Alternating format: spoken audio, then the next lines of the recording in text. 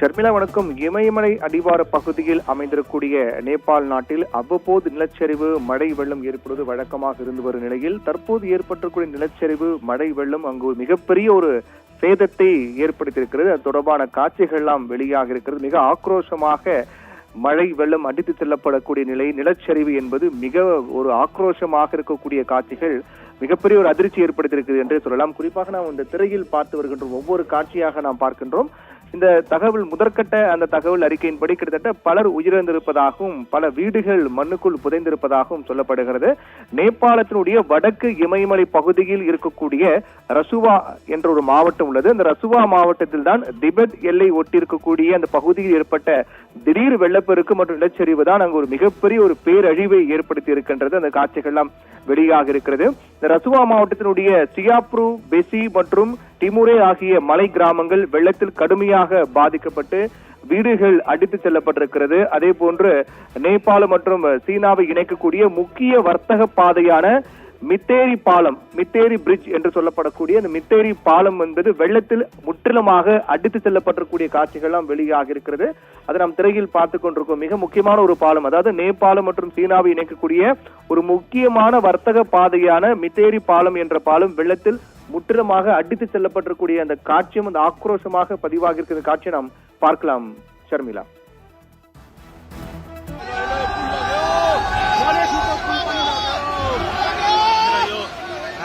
देखि पृथ्वीराजमा जोड्ने पुल पनि बगेको छ।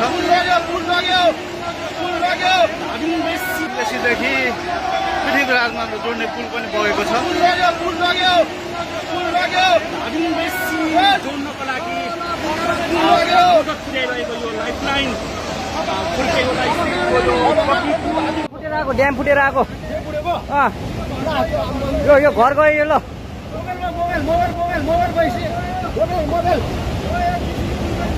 लो त्रिशुली बजारै गयो यार, लो गयो यार.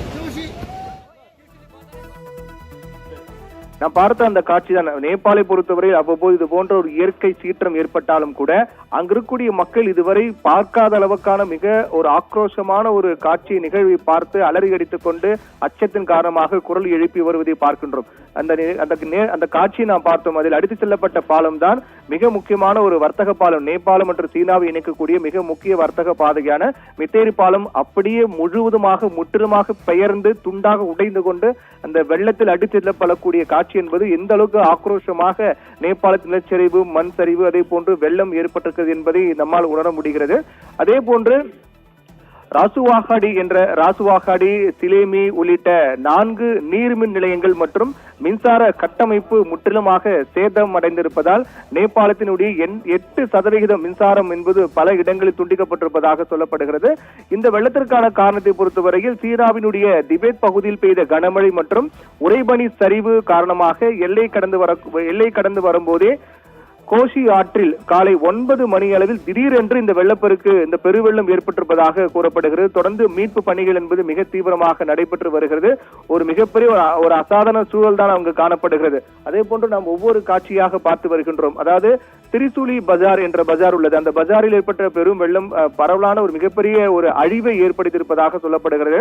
அதே போன்று வடக்கு நேபாளத்தினுடைய ரசுவா மாவட்டத்தில் ஏற்பட்ட ஒரு பெரிய மற்றும் பேரழிவான ஒரு வெள்ளம் என்பது போதே கோசி ஆற்றங்கரை நெடுங்கிலும் பரவலான ஒரு சேதத்தை ஏற்படுத்தியிருக்கின்றது. நேபாளத்தினுடைய வெள்ள முன் அறிவிப்பின்படி இந்த வெள்ளம் எல்லையினுடைய திபெத் பக்கத்திலிருந்து போதே கோசி என்ற ஆற்றுக்குள் நுழைந்ததாக சொல்லப்படுகிறது. சம்பவ இடத்தில் பதிவு செய்யப்பட்ட அந்த காட்சிகள் எல்லாம் வெளியாகி மனதை பதபதைக்கும் வகையில் எந்த அளவுக்கான இயற்கை தன்னுடைய கோர தாண்டவத்தை ஆடி இருக்கிறது என்பதையும் இந்த காட்சியின் மூலமாக நம்மால் உணர முடிகிறது. நீர்வரத்து, வெள்ளப்பெருக்கு என்பது திடீரென்று அதிகரித்து தொடர்ந்துதான் இந்த திரிசூலி ஆற்றில் நீர்மட்டம் உயர்ந்திருக்கின்றது. தொடர்ந்து அங்கு மீட்பு பணிகள் நடைபெற்று வருகின்றன. மீட்பு பணிகள் மேற்கொள்ள முடியாத அளவுக்கான ஒரு மிகப்பெரிய அசாதாரண சூழல் என்பது அங்கு காணப்பட்டு தற்போது மெல்ல மெல்ல அதனுடைய அந்த தீவிரத்தன்மை என்பது குறைந்து வருவதாக சொல்லப்படுகிறது. இந்த வெள்ளப்பெருக்கு காரணமாக சுமார் 60 வீடுகளும் 2 பாலங்களும் அடித்து செல்லப்பட்டிருப்பதாகவும் சொல்லப்படுகிறது. நுவாகோட், தாடிங், சித்வான், கோர்கா மற்றும் பிற பாதிப்பு உள்ளாகி இருக்கக்கூடிய மாவட்டங்களில் திரிசூலி ஆற்றங்கரையோரும் வசிக்கக்கூடிய மக்கள் பாதுகாப்பான இடங்களுக்கு செல்லுமாறும் மறு அறிவிப்பு வரும் வரை கவனமாக இருக்க வேண்டும் என்று அறிவுறுத்தப்பட்டிருக்கிறது. இருந்தாலும் வழக்கமாக இந்த நேபாளத்தை பொறுத்தவரையில் ஆண்டுதோறும் ஜூன் முதல் செப்டம்பர் வரை பெய்யக்கூடிய தீவிரமான பருவமழை திடீர் பெருமழை, மண் சரிவு போன்றவை எல்லாம் வழக்கமாக நடக்கக்கூடிய ஒன்றாக தான் இருக்கின்றது. நேபாள இமயமலை பகுதி என்பது நிலநடுக்கம் அதிகம் ஏற்படக்கூடிய ஒரு பகுதியாக பார்க்கப்படுகிறது. பெரிய நிலநடுக்கங்கள் என்று பார்த்தோம் என்றால் கடைசியாக 2015ஆம் ஆண்டு கூட ஒரு மிகப்பெரிய ஒரு கோர்கா நிலநடுக்கம் என்பது ஏற்பட்டது. அதைத் தொடர்ந்து அவ்வப்போது இந்த இயற்கை சீற்றங்கள் தொடர்ந்து பதிவாகி வரக்கூடிய ஒரு பகுதியாக நேபாளம் என்பது பார்க்கப்படுகிறது. அது ஒவ்வொரு காட்சியாக நாம் பார்க்கின்றோம். அந்த திபெத் பகுதியிலிருந்து கோஷி என்ற நதியில் ஏற்பட்ட அந்த திடீர் வெள்ளப்பெருக்கு காரணமாக நேபாளத்தினுடைய பல கிராமங்கள் மற்றும் பாலங்கள் அடித்து செல்லப்பட்டிருக்கிறது. அதே போன்று மேற்கு நேபாளத்தில் இருக்கக்கூடிய ரோல்பா மற்றும் அதை சுற்றி இருக்கக்கூடிய மாவட்டங்கள் நிகழ்ந்த நிலச்சரிவுகளில் சிக்கி பலர் உயிரிழந்திருக்கிறார்கள். மீட்பு பணிகளும் தீவிரமாக நடைபெற்று வருகின்றது. திருத்துளி மற்றும் போதை கோஷி நதிக்கரையில் வசிக்கக்கூடிய மக்களுக்கு பெருவெள்ள அபாய எச்சரிக்கை விடுக்கப்பட்டு பல முக்கியமான நெடுஞ்சாலைகள்லாம் போக்குவரத்து துண்டிக்கப்பட்டிருக்கிறது. பொதுவாக நாம் பார்த்திருப்போம் இந்த மழை பொழிவு, மண் சரிவு, வெள்ளப்பெருக்கு போன்றவையெல்லாம் பார்த்திருப்போம். ஆனால் நேபாளத்தில் இன்று ஏற்பட்டுள்ள இந்த பேரழிவு என்பது ஒட்டுமொத்தமாக மழை பொழிவு, மண் சரிவு, பெருவெள்ளம் என அனைத்தும் சேர்ந்து ஒரு மிகப்பெரிய ஆக்ரோஷ ஒரு இயற்கை ஒரு கோர தாண்டவம் ஆடி இருக்கிறது. அந்த காட்சிகள் மூலமாக நம்மால் பார்க்க முடிகின்றது. ஷர்மிளா.